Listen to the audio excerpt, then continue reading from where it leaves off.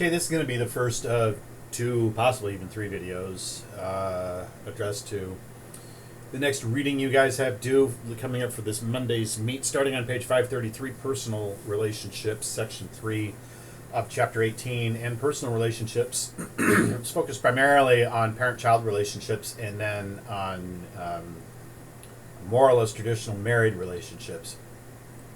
In looking at parent-child relationships, it does pay to revisit some of the notions of Erikson's theories of attachment.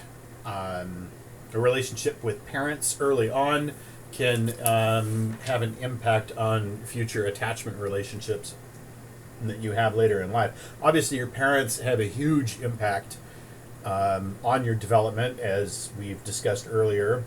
If you want a picture, unfortunately for good or ill, of how you're going to look when you're older, take a look at your same-sex parent. That tends to be a fairly good indicator, no matter how well you may get along with that parent. Now, it then goes on to talk about sources of parent-adolescent conflict. Part of this has to do with the notion of generation conflict. Your parents are raised in a different generation than you. They had perhaps some different expectations than you have been raised in. For instance, my mother was more or less a child of the Depression. The Great Economic Depression of the late 20s and 30s extended into her childhood, as she was born in the 30s, and the effects of the Depression lingered into the 40s. Formative in her life, then, is the need to pinch every penny. Drove my dad crazy.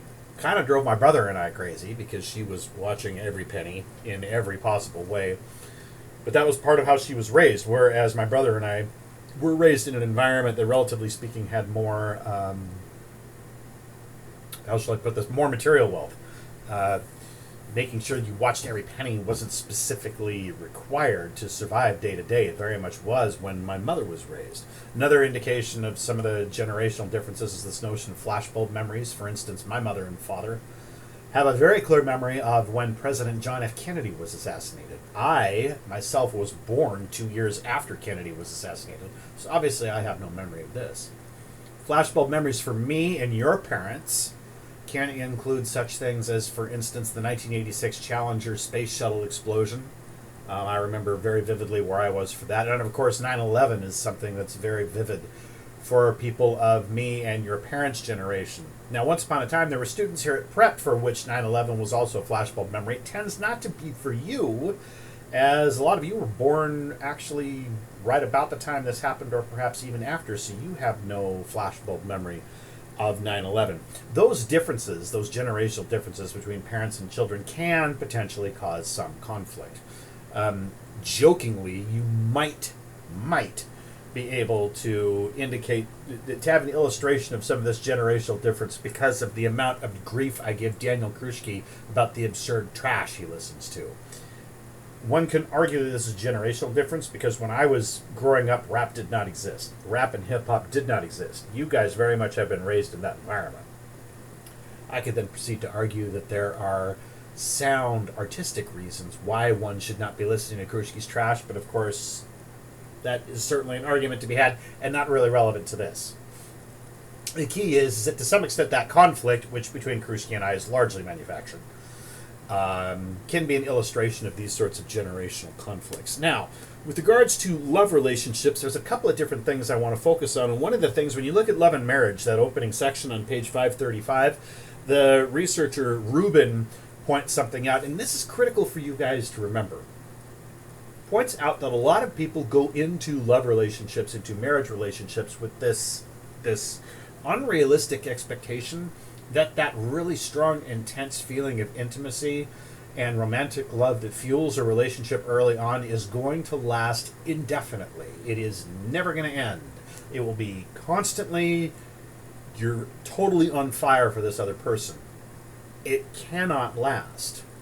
I've been married for 30 years, and I cannot say that the intimate furor that my wife and I experienced when we were first dating and when we were first married has persisted for all 30 years. Now, did it necessarily die out permanently, however many years ago? 25 years ago, 20 years ago, 15 years ago, whatever it is? No, absolutely not. There are periods where it reignites. But one of the keys to that reignition is that element of continuing to being committed to the partner and understanding that there are times where things don't feel as intense as they used to, and that's okay. That's part of the deal. Hollywood would have us believe that love will go on forever, and Rubin back in 73 was pointing out the very thing. It's not a realistic expectation. Now, in talking about love, the book cuts this into passionate love, which is eros, as you may remember from discussions we had earlier about types of love, eros, philia, and agape.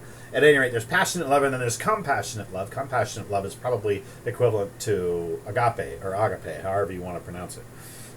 Passionate love, again, being tied to eros. Strong marriage ultimately has to be started with eros. There has to be some type of attraction going on, but you can't rely on that to fuel the fire indefinitely. Eventually, it has to translate in some senses to agape.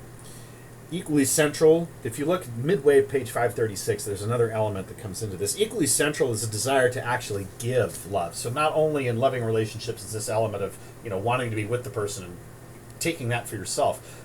There has to be a component of actually giving of yourself to the other. In a loving relationship, it is never all about you.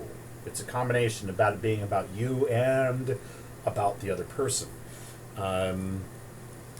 The bit about where it talks about women, page 537, third paragraph down, women also tended to love and share intimacies with their same-sex friends much more often than men did with theirs. Women tend to share more with their women friends than guys do. I know there's this common myth out there that says guys talk about everything with their guy friends, but that actually tends not to be the case. Generally speaking, the research shows that guys tend to be a little bit more reserved with that sort of thing. With regard to the triangular theory of love, I have warned you guys, we've talked about Sternberg before. This is the third time Sternberg has come up in this book, and Sternberg is fascinated with triangles. He tries to fit everything into a triarchic theory. Consequently, I blow him off. This is something you do not need to know about. Okay, you can ignore Sternberg. Now, to look at page 538 and marital problems and divorce, one of the primary things, I don't know if the book specifically talks about this, but to avoid this sort of thing, there are pretty much two components that have to take place. One, the couple have to be open in their communication with one another. Okay, they have to share things, and they have to share the good things that are going on in their lives and the not so good things that are going on in their lives. Two, they need to be able to manage conflict in a healthy fashion. Anytime you find a married couple that says, "Oh, we never fight," there's a problem. Because even identical twins fight. And if identical twins fight, as we've talked about, I think, in the past, in a married couple who are not identical, they're going to have periods of conflict. You need to acknowledge that conflict is going to take place, and then you need to be able to manage that conflict in a mature fashion. That means clear communication, saying when something is bugging you, not personalizing that, certainly no name calling. And then if you do that, then the conflicts can consequently be managed. If not, then you end up potentially with the relationship being fractured. Now, the thing I want to focus on with regards to the relationship being fractured is actually more its impact upon children. Inevitably, in a divorce, the children are the people who end up suffering more than the parents do. It is true that the parents can certainly suffer, and they often will go through a period of mourning. But it's the children who end up suffering the most. And one of the biggest reasons children end up suffering is because almost inevitably, a child of divorce is going to end up blaming themselves for the divorce. They're going to say, the child will tell themselves, if I was somehow a better student, or if I was a better son, or I was a better daughter, then my parents would have loved one another more and the divorce would never have happened. Hopefully you can see on the surface that the logic of this is deeply flawed. Nevertheless, it is something that impacts virtually every child that has had to experience a divorce. If their parents go through the divorce, they are going to end up blaming themselves. It very much becomes a focus of therapy for said students. So technically now, that's the end of this video. You've reached the end of Chapter 18, and we have a test. I'm going to combine elements of Chapter 18 and 19 for the next test. So we'll probably be getting into that. I don't know. Might be next week. It might be the following week.